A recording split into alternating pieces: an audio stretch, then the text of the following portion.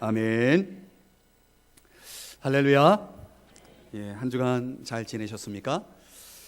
우리가 지난주에 기적의 인생을 살았던 한 사람의 이야기를 통해서 하나님 앞에 순종하고 하나님 의지하고 자족하는 그런 훈련을 통해서 기적을 경험하자, 이런 말씀을 드렸습니다. 여러분의 한 주간의 삶이 어떠했는지 궁금합니다. 자, 오늘도 우리는 기적의 인생 네 번째 시간을 통해서 한 사람의 이야기를 통해서 여러분들과 같이 오늘 이 시간 함께 은혜를 받고자 합니다. 어느 어머니가 모처럼 특권을 얻어서 평생 바라던 영국 여왕을 방문하는 기회를 갖게 되었다고 합니다. 이제 그 기회야말로 일생 중에 처음이자 마지막일 수 있다라고 하는 그런 소중한 그런 기회로서 기대감을 가지고 여왕을 뵈러 가는데, 그가 사랑하는 고양이를 데리고 갔다고 합니다. 고양이가 궁전에 들어서자마자 쥐 냄새를 맡은 거예요. 그래서 그 궁전에 들어서자마자 그 고양이는 쥐를 잡느라고 정신없이 돌아다녔다는 것입니다. 결과로 이제 고양이는 한 번 볼까 말까 할 수 있었던 여왕의 얼굴을 한 번도 쳐다보지 않고 궁전을 다녀왔다는 이야기입니다. 여러분, 오늘 이 이야기를 여러분에게 전해드리는 이유가 무엇인지 궁금하시죠? 여러분, 우리가 사람이 살아가면서 무엇을 보느냐, 이것이 참 중요하다는 거죠. 오직 쥐 생각밖에 하지 못했던 고양이는 정말 봐야 할 것들을 놓치고 있었다는 것입니다. 우리 인간의 문제는 바로 이것이라고 생각합니다. 정말 봐야 할 것을 보지 못하는 그런 삶을 살아가는 사람들이 얼마나 많은지 모릅니다. 비슷한 경우에 여기 한 사람의 이야기가 바로 그러한 예라 할 수 있습니다. 오늘 본문의 주인공은 나아만입니다. 빨리 하면 나만입니다. 한번 따라합시다. 나만. 자, 오늘 성경 여러분 열왕기하 5장을 펴고 계시는데 5장 1절을 한번 가보시겠습니다. 이 나아만이라고 하는 사람을 어떻게 성경이 소개하는지를 한번 보십시다. 자, 5장 1절입니다. 첫 번째는 이 나아만은 아람 왕의 군대 장관이다. 오늘날로 말하면 국방부 장관입니다. 권력으로 따지면 2인자입니다. 또 두 번째로는 그의 주인 앞에서 크고 존귀한 자니, 크고 존귀한 자다. 왕의 신임을 받아서 이제 막강한 권력을 누리고 있던 사람이다 라고 소개하고 있습니다. 세 번째는 이는 여호와께서 전에 그에게 아람을 구원하게 하셨습니다. 이 무슨 얘기냐면, 아람이라는 나라가 위태로울 때 그 나라를 살리는 일에 있어서 구국 공신으로 1등 공신으로 역할을 했다는 얘기입니다. 그럼 얼마나 왕이 그를 믿었겠습니까? 네 번째로는 1절에 보시면 그는 큰 용사다. 큰 용사다. 전설에 의하면 이스라엘 아합 왕을 화살로 죽인 사람이라고 알려져 있습니다. 자, 여러분, 국가적으로 왕 다음으로 버금가는 최고의 권력을 누리고 있었던 이 사람, 이 화려한 캐리어가 그에게 있어서 그가 누릴 수 있는 그 인생의 장이 얼마나 화려했을 것인가 라고 하는 것을 우리가 예측해 볼 수 있지 않습니까? 그런데 오늘 1절을 끝까지 봐야 합니다. 그런 그에게 아주 비극적인 한 가지 약점이 있었다는 사실을 오늘 본문이 보여주고 있습니다. 1절을 다시 보십니다. 마지막 하나가 남았죠. 무엇입니까?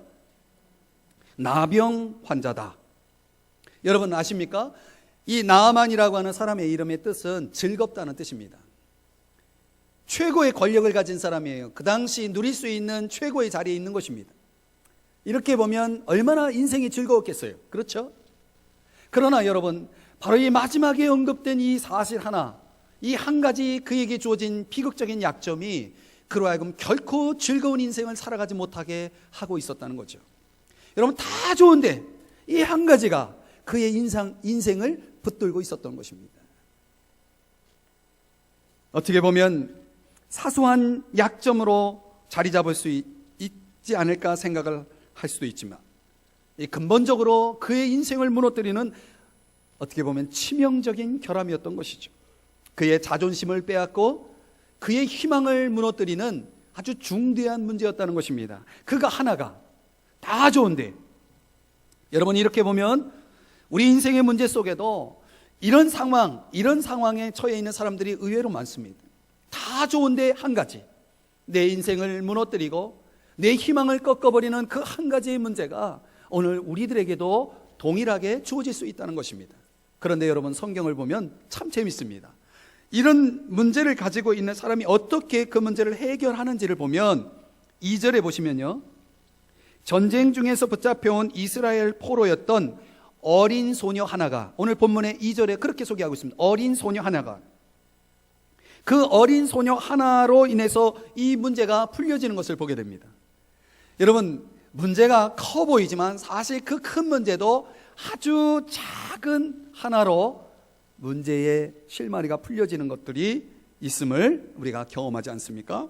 자, 5장 3절을 보시면요, 그 어린 소녀 하나가 좋은 뉴스, 굿뉴스를 전해주고 있습니다. 우리 주인이 사마리아 계신 선지자 앞에 계셨다면 좋겠네요. 그가 나병을 고칠 터인데, 이런 소식을 전해주는 것입니다. 여러분, 나아만이 이 소식을 들었을 때 이보다 더 기쁜 소식이 있었을까요? 이 말을 듣고 나아만이 어떻게 하는지 보십시오. 5장 4절입니다. 왕에게 상의를 합니다. 그리고 왕의 허락을 받아서 5장 9절에 보면은 드디어 엘리사의 집에, 그 선지자의 집에 도착하게 됩니다.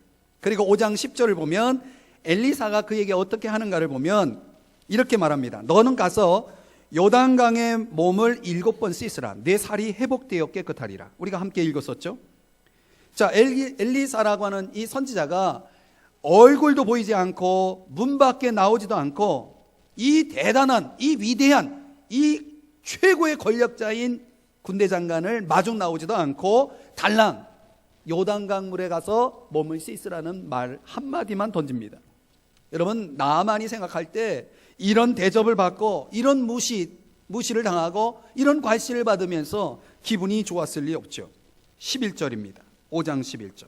나아만이 어떻게 합니까? 노하여 물러가며 얼마나 화가 났는지 몸을 돌려 분노하여 이제 엘리사의 집에 도착한 그가 다시 돌아가려고 합니다. 어떻게 이럴 수 있느냐? 나를 이렇게 무시할 수 있느냐? 화가 난 것입니다. 여러분, 우리가 살아가면서 누가 나를 이렇게 대할 때, 누가 나를 무시할 때, 누가 나를 괄시할 때 여러분 화가 나시죠? 예, 지금 나아만이 그런 상태에 빠져 있습니다. 자, 그런데요, 참으로 다행스러운 것은 이 나아만에게 지혜로운 하인들이 있었다는 것입니다. 5장 13절입니다. 5장 13절을 보면 간단하게 말하면 이런 말입니다. 아니, 도대체 그게 무슨 어려운 일이라고, 장군이셔. 아니, 가서 요단강물에 몸을 씻는 것이 그게 어렵습니까? 그거 하면 당신이 치료될 수 있다고 하는데 장군이시여, 그러지 마십시오 라고 말립니다. 그래서 마음을 돌이켜 요단강물에 몸을 씻자 병이 나아서 살아계신 하나님께 고백하고 하나님 앞에 돌아왔다는 이야기입니다. 이것이 오늘 우리가 살펴볼 본문 전체의 줄거리 요약이라 할 수 있습니다. 자, 여러분, 이 나아만이라고 하는 사람의 이야기를 통해서 저와 여러분이 배워야 할 중요한 교훈이 있습니다. 그것은 우리의 태도입니다. 우리의 태도. 하버드 경영대학원의 한 보고서에 따르면 기업이 성공하는 핵심 요인을 4가지를 꼽는데요. 첫 번째는 정보고, 두 번째는 지능이고, 세 번째는 기술이고, 네 번째는 태도라고 합니다. 그런데 이 4가지 요인 중에 앞서 설명한 3가지, 정보, 지능, 기술, 이 3가지를 합하면 전체의 7%에 불과한 성공 요인의 7%에 해당된다고 합니다. 그럼 나머지 93%는 뭐에 달려 있다는 겁니까? 태도에 달려 있다는 거죠. 여러분, 우리가 인생의 승패가 태도에 의해서 결정된다. 이건 기업도 그렇지만 우리 한 사람 한 사람 삶의 모습도 마찬가지죠. 내가 내 감정을 어떻게 표출하느냐, 내 행동을 어떻게 하느냐의 태도에 따라서 인생의 승패가 결정된다는 것을 보여주는 이야기죠. 자, 오늘 이 본문 속에 소개되고 있는 이 나아만이라고 하는 사람이 가졌던 태도는 사실 올바른 태도가 아니죠. 우리는 역으로 이 나아만의 잘못된 태도, 나아만이 자신의 문제를 해결하기 위해서 잘못 취했던 방법을 우리는 반대로 우리의 문제를 풀어가기 위해서, 우리의 기적의 인생을 위해서 우리가 따라야 할 올바른 원리로 바꾸어서 함께 묵상해 보고자 하는 것입니다. 자, 여러분, 저와 여러분의 문제를 풀어가기 위해서 우리가 따라야 할 올바른 원리 4가지가 있습니다. 그것이 무엇일까요? 첫 번째는 한번 따라합시다. 자기 부족을 인정해야 한다. 자, 여러분, 우리가 살아가면서 내가 부족한 것들을 인정한다는 것, 그거 쉬울까요? 어려울까요? 어느 유치원 선생님이 자모들을 초청해 가지고 설문을 조사를 했다고 합니다. 자, 당신의 어린 자녀가 자라나서 장차 어떤 사람이 되기를 원합니까? 이렇게 물었습니다. 여러 가지 대답이 나왔습니다. 우리 자녀는 기술자가 됐으면 좋겠습니다. 학자가 되었으면 좋겠습니다. 의사가 되었으면 좋겠습니다. 판검사가 되었으면 좋겠습니다. 여러분의 대답은 무엇입니까? 여러분은 여러분의 자녀가 어떤 자녀가 되었으면 좋겠습니까? 무엇이 되었으면 좋을까요? 자, 그런데 그 많은 대답 가운데 아주 특별한 색다른 대답을 내놓은 어머니가 있었습니다. 그 어머니의 대답은 이렇습니다. 미안합니다. 제 잘못입니다. 하고 말할 줄 아는 사람이 되기를 바랍니다.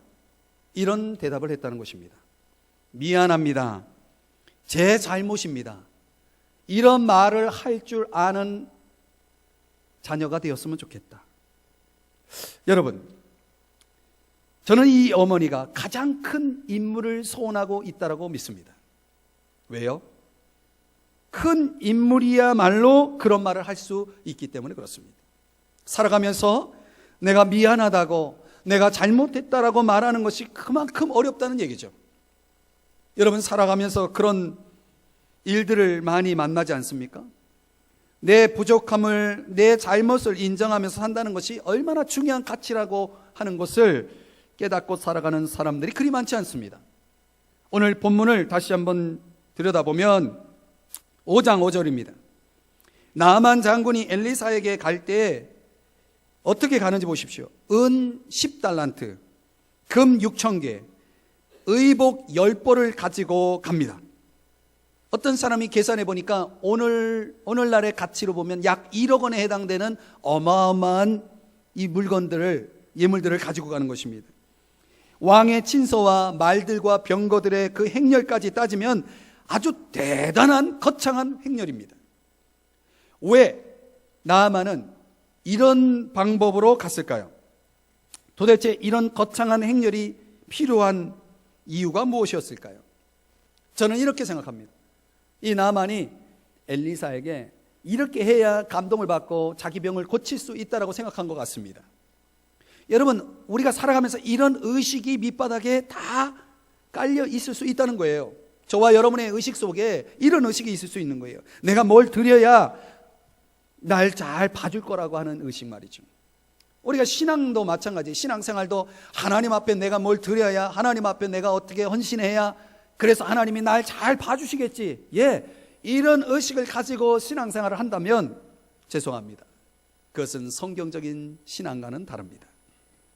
사도행전 8장에 보면은 시몬이라고 하는 사람이 등장하는데, 이 사람이 성령의 은사를 돈으로 살려고 했습니다. 다시 말하면 하나님의 은혜를 돈으로 흥정한 것입니다. 여러분, 만약 우리가 무엇을 해야 얻을 수 있는 것이라면 그것을 은혜라고 말할 수 없습니다. 왜냐하면 은혜란 값없이 주어지는 하나님의 선물이기 때문에 그렇습니다. 여러분, 우리가 은혜를 받고자 한다면 은혜는 값없이 주어지는 것이기 때문에 하나님이 그냥 거저 주시는 것입니다. 인간적인 방법으로 하나님의 은혜를 살 수 있다고 생각하는 것은 성경의 가르침이 아닙니다. 인간의 구원의 문제에 관해서 성경이 일관되게 강조하는 것이 이것입니다. 우리 인간은 하나님 앞에 아무것도 내세울 것이 없다는 것입니다. 아무것도 내세울 것이 없는 거예요. 현대교회가 겪고 있는 문제가 바로 이런 것이죠. 여러분, 우리가 회개하고 예수 믿고 구원을 받습니다. 새로운 사람이 되었습니다. 그 다음이 중요합니다. 우리가 예수 믿고 구원 받아서 새 사람이 되었다면 이제 새로운 방식으로 살아야 됩니다. 그런데 예수를 믿었어도 전혀 새로운 방식으로 살지 않습니다. 다시 말하면 하나님이 원하시는 방법으로 신앙생활을 하지 않습니다. 내가 세상 속에서 배운 방식으로, 세상적인 방법으로 하나님의 일을 추진하고 하나님의 일을 하려고 할 때 그때 문제가 생기는 것입니다. 나의 부족을 인정하고 하나님 앞에서 하나님의 방법을 배우고 하나님의 생각을 배우고 하나님의 뜻을 배우면서 살아가야 여기에 진정한 신앙이라 할 수가 있는 것입니다. 사랑하는 여러분, 나만의 실수가 이거예요. 지금 자기 방법으로 뭔가 얻으려고 했다는 것입니다. 기억하십시오. 우리의 기적의 인생을 위해서 저와 여러분에게 필요한 첫 번째는 나의 부족을 인정하자는 것입니다. 그것에 위대함이 있습니다. 두 번째는 한번 따라합시다. 본질에 관심을 갖자. 무엇에 관심을 갖자고요? 본질에. 여러분 5장 11절 말씀을 한번 보세요. 여기 중요한 단어 하나가 나오는데, 나아만이 노하여 물러가며 이르되, 그 다음 어떤 단어가 나옵니까? 한번 따라합시다. 내 생각에는. 여러분, 이 내 생각이 이게 문제입니다. 내 생각에는 지금 나아만 장군이 무엇 때문에 엘리사의 집에 왔을까요? 그렇죠. 병을 고치러 온 거죠. 그런데 나아만이 지금 화가 난 이유가 뭐예요? 나를 왜 괄시하냐 이거예요. 왜 나를 인정해 주지 않냐 이거예요. 여러분, 지금 나아만의 관심이 어디에 있습니까? 자기를 인정해 주는 문제에 대해서 관심을 갖고 있는 것입니다. 여러분, 병을 고치러 온 사람이 병을 고치는 문제보다 다른 것에 초점을 맞추고 있습니다. 여러분, 우리가 교회에 나오는 이유가 뭡니까? 여러분이 원하는 교회는 어떤 교회입니까? 우리 삼성중앙교회가 어떤 교회가 되기를 원합니까? 사실 이 신앙적 본질을 깊이 들어가 보면요, 이런 것입니다. 여러분, 내가 원하는 교회, 여기에 성경적인 목적과 의미가 있어야 됩니다. 성경에서 말하는 우리가 하나님 앞에 나와서 믿음 생활하는 가장 중요한 이유는, 아니, 이것은 가장 중요할 뿐만 아니라 유일한 목적이기도 합니다. 그것은 우리가 예수 믿고 구원받는 것입니다. 그리고 내가 변화되는 것입니다.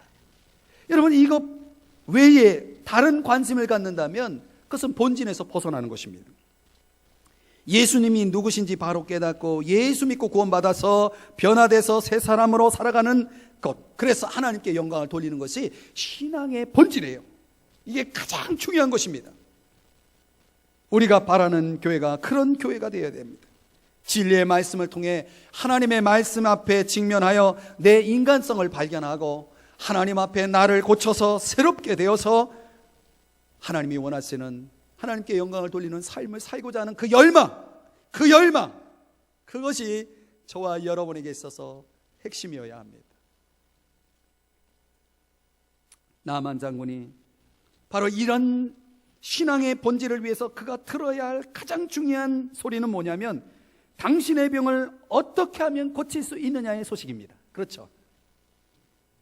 미국의 유명한 정치인이자 학자인 데니엘 웹스터라고 하는 사람의 이야기입니다. 그가 크고 쟁쟁한 교회를 나가지 않고 아주 유명한 정치인입니다. 유명인입니다. 그렇기 때문에 아주 크고 쟁쟁한 교회에 가면 많은 사람들이 있으니까 주목을 받겠죠. 그런 교회를 찾아야 되는데 아주 작은 교회들을 찾아다녔다고 합니다. 그래서 물었습니다. 도대체 당신 왜 그렇게 하십니까? 물었더니 그가 하는 말이 이런 얘기입니다. 내 얼굴을 아는 큰 교회에 나가면 목사들이 정치인 웹스터에게 설교를 할 거 아니오. 내가 작은 교회를 가는 이유는 나를 모르는 곳에 가서 내가 들어야 할 소리를 해주기를 바라오. 내가 들어야 할 소리는 웹스터, 죄인 웹스터가 어떻게 변화될 수 있는지를 가르쳐주는 말씀이요. 바로 내가 듣고 싶은 설교가 이것이요 라고 말했다고 합니다. 사랑하는 여러분, 우리의 문제 해결에 관심을 집중하는 것이 필요합니다. 본질입니다. 그 본질, 그 외에 우리의 관심이 다른 것에 있어서는 안 된다는 거죠. 그래서 저는 우리 모든 성도님들에게 그런 부탁을 드리고 싶어요. 오늘 우리가 하나님 앞에 나올 때마다 본질에 충실하자. 본질에 충실하자. 본질이라 하면 이런 것이죠. 나는 과연 죽으면 천국 갈 수 있는가? 나는 정말 구원을 받았는가? 나는 정말 구원의 확신이 있는가? 나는 또한 이 신앙의 근원적인 물음 앞에 예수님을 믿고 진정 참된 인간성을 회복했는가? 내 인간성은 얼마나 변화되었는가? 과연 나는 하나님이 원하시는 사람으로 변화되어 가고 있는가? 나는 과연 성장하고 있는가? 이런 본질적인 질문을 가지고 그 질문 앞에 정직하게 직면할 수 있는 신앙생활을 할 수 있기를 바랍니다. 여기에 관심을 기울여야 합니다. 세 번째는요, 오늘 이 나아만이라고 하는 장군을 통해서 저와 여러분이 그의 실수를 통해서 배우는 세 번째 우리가 배워야 할 원리는, 한번 따라합시다. 하나님께 시선을 집중해야 한다. 자, 나아만은 오늘 본문에 보면 이 엘리사라고 하는 사람에게 시선을 두고 있는 것을 보게 됩니다. 쉽게 말하면 목사보다도 목사가 전하는 말씀이 더 중요한데, 거꾸로 목사가 전하는 말씀보다 목사에게 시선을 두고 있는 것입니다. 여러분이 그렇게 쳐다보실 때마다 부담스럽습니다. 자, 나만 그의 문제를 한번 들여다보십시오. 그는 지금 5장 11절의 말씀에 보면 하나님보다 인간 엘리사에게 더 큰 기대를 걸고 있는 것을 보게 됩니다. 자, 엘리사가 자기를 영접해 주길 바랬습니다. 그런데 자기를 실망시켰습니다. 영접은커녕 하인을 보내서 말 한마디 던지고 끝입니다. 그러니까 기분이 나빴어요. 나아만이 생각하고 있는 것은 뭐냐면 엘리사가 자기를 치료해 줄 것이라고 생각했다는 거예요. 그런데 여러분 아십니까? 엘리사가 치료하는 것이 아니라 치료자는 누굽니까? 하나님이시죠. 하나님이에요. 인간이 하는 게 아닙니다. 하나님이 하시는 일입니다. 이 땅에 많은 설교가들이 착각하는 건 뭐냐면 성도들이 내 설교를 듣고 변화된다라고 생각하는 것입니다. 천만의 말씀이에요. 여러분이 저의 설교를 듣고 변화됩니까? 천만의 말씀이에요. 설교를 듣고 변화되는 것이 아닙니다. 변화는 하나님이 시키시는 것, 하나님이 하시는 일이에요. 엘리사는 지금 나아만에게 자신을 드러내지 않고 종을 보내서 뭐만 전합니까? 말씀만을 전하고 있습니다. 그런데 나아만은 하나님 말씀에는 관심이 없고 엘리사가 나를 지금 어떤 태도로 맞이하고 있느냐에 초점을 맞추고 있는 것입니다. 이것이 문제입니다. 유머 가운데 이런 유머가 있어요. 목사님이 막걸리를 먹다가 성도한테 걸렸어요. 초신자는요, 이 막걸리 마시는 목사님을 보고 충격받고 교회를 안 나온대요. 유머예요. 웃으면서 들으세요. 오래된 신자는 충격받은 초신자 데리러 갔다가 같이 충격받고 교회에 두고 온 성경 챙겨서 다른 교회로 간대요. 청년들은 역시 우리 목사님은 앞서가는 분이야 하면서 다음 주 원래 장소를 호프집으로 정한대요. 서리 집사님은 충격받고 안 나오는 오래된 신자 찾아가서 세상에 하나님 말고 믿을 사람이 어딨냐고 하면서 목사님 흉 본 다음에 재직회를 열어서 보고하겠다고 그렇게 한답니다. 하나도 안 웃기세요? 그만할게요. 쭉 있는데 여러분 묻고 싶어요. 여러분은 하나님을 기대하십니까? 하나님이 쓰시는 사람을 기대하십니까?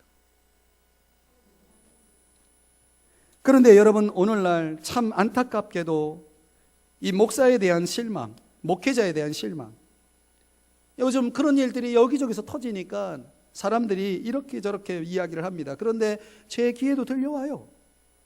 그 목사의 잘못된 실수 때문에, 범죄 때문에, 또 어떤 경우에는 목사에 대한 오해 때문에 사람들이 막 목사에 대한 실망감을 막 토해냅니다. 그런데 여러분 거기서 끝나면 좋아요. 그런데 한 걸음 더 나가서 목사가 전하는 하나님의 말씀까지도 거부한다는 거죠. 나만의 문제가 바로 그것이에요. 엘리사에 대한 실망 때문에 엘리사가 전하는 그 복음을 거부하고 있다는 것입니다. 끝내 요단강에 가서 몸을 씻지 않았다면, 엘리사의 그 말을 통해서 순종하지 않았다면 나아만은 끝내 어떻게 됐겠습니까? 그렇죠. 여러분, 기독교에 대한 불신, 목사에 대한 불신이 커가면서 사람들에게 나타나는 현상이 뭡니까? 하나님의 말씀의 귀를 막아버리는 것입니다. 이것이 두려운 일입니다. 예수님이 마태복음 23장에서 이런 말씀을 했어요. 당시 잘못된 신앙을 추구하는 바리새인들을 향해서 바리새인들을 경고하면서 이렇게 말했습니다. 그들이 말하는 바는 행하고 지키되 그들이 하는 행위는 본받지 말라. 여러분, 말은 우리가 받아야 됩니다. 그러나 그 행위는 본받지 말아야 됩니다.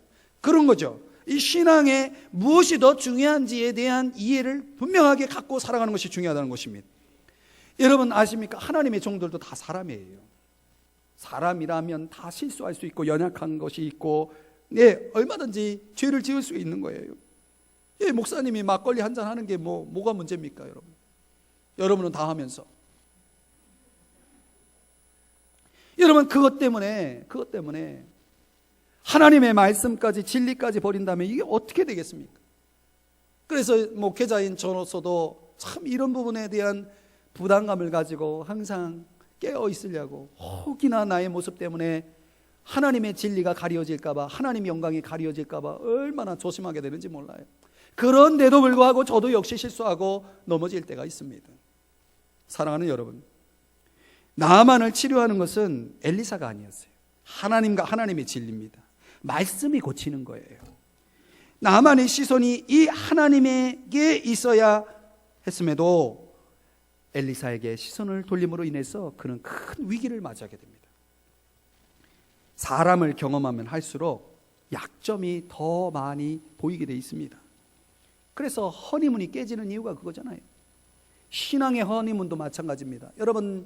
여러분이 그냥 멀찌감치 서서 교회를 볼 때는 교회가 참 좋아 보이고 다 천국 같고 그렇지만, 교회에 깊이 들어와서 헌신하다 보면 이 사람 저 사람 보게 되고 이런저런 내용을 보면서 실망하게 되고, 그러면서 교회는 깊이 들어가면 안 돼, 이런 진리 아닌 진리를 퍼뜨리면서 그렇게 신앙생활 하는 사람이 있어요. 여러분, 사실은 잘 들으십시오. 그런 경험, 그런 이해가 우리 신앙에 얼마나 큰 걸림돌인지 모릅니다. 하나님과 하나님의 말씀 앞에 얼마나 더 관심을 모으느냐에 따라서 신앙적 허니문이 얼마나 오래 갈 수 있는지를 결정합니다. 하나님에 대한 순수한 시선, 하나님의 진리를 향한 뜨거운 열정과 탐구가 하나님의 은혜를 얼마나 오래 지속할 수 있게 하느냐를 결정한다는 것입니다. 그렇기 때문에 여러분, 저와 여러분이 오직 하나님에게 시선을 집중하는 교회가 되기를 원합니다. 하나님 앞에 나오실 때 하나님만 보시기 바랍니다. 물론 사람이 보이죠. 그래도 여러분 애써 외면할 수 있어야 됩니다. 잘못된 거 보이면 저 사람도 인간이지 하면서 기도해 주세요. 그 사람이 잘못된 것을 그냥 눈 감으라는 얘기가 아닙니다. 안타깝죠? 그러면 기도해 주시면 되는 거예요. 하나님이 놀랍게 쓰시는 어떤 사람이 있다면 하나님이 쓰시고 있구나, 이렇게 이해하셔야 돼요. 그 사람에게 대단한 능력이 있어서가 아닙니다. 기억하시기 바랍니다. 마지막으로 네 번째는 한번 따라합시다. 하나님의 의도를 이해해야 한다. 이 나만에게 있어서 이 문제는 참 재밌어요.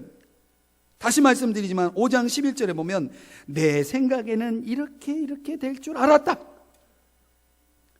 이 신앙에 있어서 내 생각을 가지고 있는 것이 문제입니다. 그렇다고 여러분 생각하지 말라는 것이 아닙니다. 생각은 하되 내 생각이 아니라 하나님의 생각이 중요한 것입니다. 도대체 왜 하나님이 날 요단강에 가서 요단강물로 몸을 씻으라고 했을까? 아니, 내 조국, 내 나라에는 다메섹강, 그렇게 화려하고 아름다운 강이 있는데 거기서 씻으라고 하지 않고 왜 저렇게 더럽고 참 들어가기 싫은 요단강 물에 들어가서 씻으라고 했을까?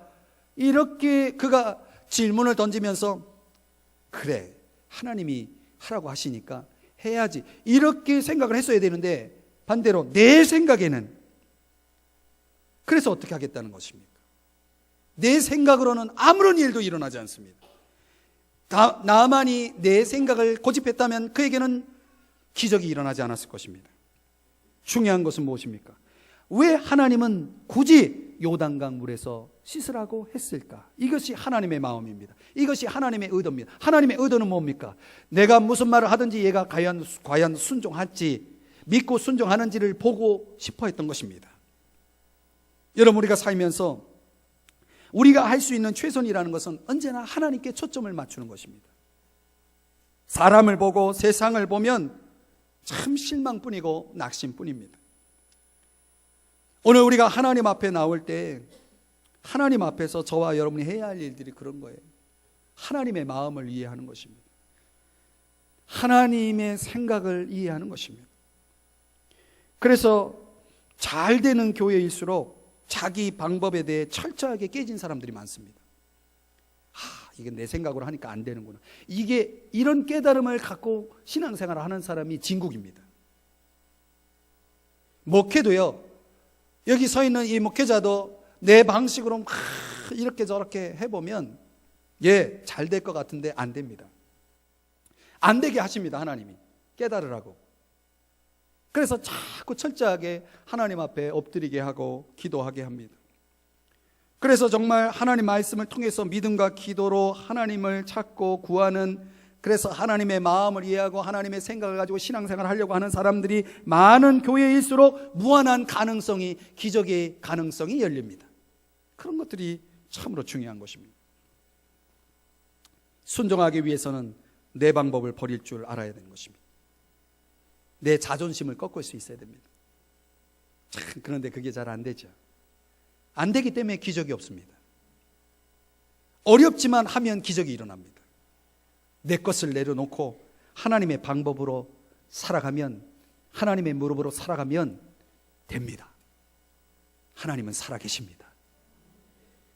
말씀의 결론을 맺어보면 이런저런 실수, 연약함을 가진 이 나아만에게도 한 가지 좋은 장점이 있었다는 것입니다. 잘 들어주시기 바랍니다. 이 장점이 무엇이냐면, 별거 아닌 덜 중요해 보이는, 어떻게 보면 하찮은 사람의 말을 듣는 귀가 있었다는 것입니다. 장군이시오, 그게 뭐가 어렵다고 그러십니까? 한번 해보시죠. 그렇게 하지 마십시오 라고 말할 때 네가 뭔데 나에게 그런 말을 하냐고 뿌리치지 않았다는 것입니다. 그래, 너가 말한 대로 내가 내 자존심 깨고 해보자 해서 했더니 기적이 일어났습니다. 여러분, 우리가 살아가면서 다른 사람의 말에 귀를 기울일 줄 아는 귀, 그 겸손한 귀가 있는 사람이 복을 받습니다. 자기 고집, 자기가 최고고 자기가 정답이고 나만 있는 사람은 기적이 없습니다. 나만의 문제는 나병입니다. 나병이 있는 것입니다. 나병. 말 되네요. 나병은 죽어가는 것입니다. 죽어가는데 죽어가는지도 모르고 죽어가는 병이 나병입니다. 영적인 의미로는 나병은 인간의 죄입니다. 이 죄의 문제를 해결하기 위해서는 인간의 방법은 소용없습니다. 하나님의 방법만이 필요합니다. 그것이 십자가입니다. 십자가의 은혜만이 나 병을 고칠 수가 있습니다. 십자가의 은혜 앞에 나를 못 박고 그 은혜 앞에 무릎을 꿇을 때만이 비로소 기적이 일어나는 것입니다. 찬송가 305장에 나 같은 죄인 살리신, 이렇게 시작되는 존 뉴턴의 찬양이 있죠. 우리가 잘 아는 대로 아프리카에서 노예를 잡아다가 백인들에게 파는 노예 상인이었습니다. 그가 예수를 믿고 중생하고 나서 이제 예수만이 그의 인생의 전부라고 고백하면서 나 같은 죄인 살리신 그 은혜가 놀랍다고 찬양을 드립니다. 그런데 여러분, 잘 들어보십시오. 그 당시 함께 은혜를 나누었던 한 성도가 그 목사님에게 이렇게 물었습니다. 목사님, 만일에 하나님께서 당신에게 단 하나의 선택을 할 수 있는 권한을 주신다면 무엇을 구하시겠습니까? 이렇게 물었습니다. 여러분에게도 묻고 싶습니다. 오늘 이 결론적인 말씀으로, 만약 여러분에게 하나님이 단 하나의 선택을 주신다면 여러분은 무엇을 구하시겠습니까? 이때 존 뉴턴은 이렇게 대답합니다. 네, 그것이요, 하나님께서 날 위해 선택해 주시기를 요구하겠습니다. 하나님께서 나를 선택해 주시기를 요구하겠습니다. 이것은 무슨 말입니까? 하나님께서 나의 필요를 아시고 나의 약함을 아시고 나의 미래까지도 아시는 그 하나님께서 나를 선택해 주신다면 내 인생은 보장되는 것입니다. 하나님을 선택할 수 있는 사람, 하나님의 선택을 받은 사람, 하나님의 선택 속에서 살아가는 사람, 하나님에 의해서 살아가는 사람, 하나님께 주목하며 살아가는 사람, 하나님에 의해서 살아가는 사람, 그런 사람에게 기적이 일어나는 것입니다. 사랑하는 성도 여러분, 우리의 부족을 인정하십시다. 그분 앞에 우리의 시선을 고정시키십시다. 그리고 나아가서 이제 저와 여러분이 해야 할 것은 우리의 마음과 우리의 귀를 열어서 그분의 음성을, 지혜자의 말을 들어야 할 것입니다. 그리고 그 말을 따라서 여러분이 순종하신다면 이제 하나님께서 나만 그 약점, 치명적인 약점에도 불구하고 하나님께서 그에게 놀라운 기적을 주셨던 것처럼 오늘 저와 여러분에게도 하나님께서 놀라운 기적을 허락하여 주실 줄 믿습니다. 기도하시겠습니다.